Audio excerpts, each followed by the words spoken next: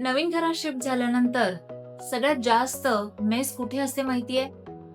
Wardrobe मध्ये. कारण नवीन घरात शिफ्ट झाल्यानंतर आपण फक्त वॉर्डरोब मध्ये कपडे ठेवतो, पण ते नीट अरेंज करायला वेळ मिळत नाही. सूटकेसेस, बॉक्सेस आणि कपड्यांचे ढीग हे थोडं टेम्पररी असतं. म्हणून आज मी माझं वॉर्डरोब प्रॉपरली डिक्लटर, ऑर्गनाइज आणि रिअरेंज करणार आहे. सर्वात आधी मी सगळे कपडे वॉर्डरोब मधून बाहेर काढले. कारण वॉर्डरोब नीट लावायचा असेल तर तो पूर्णपणे रिकामा असणं खूप गरजेचं असतं. सगळे कपडे एकत्रित दिसले की आपल्याला लगेचच समजतं की किती कपडे आहेत ते.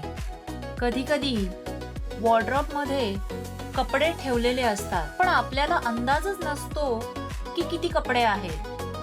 आता वॉर्डरोब पूर्णपणे रिकामा झाला आहे, म्हणून मी आधी वॉर्डरोब नीट साफ करून घेते. माझ्या मते ऑर्गनायझिंग करण्यापूर्वी स्पेस क्लीन करणं खूप महत्त्वाचं असतं.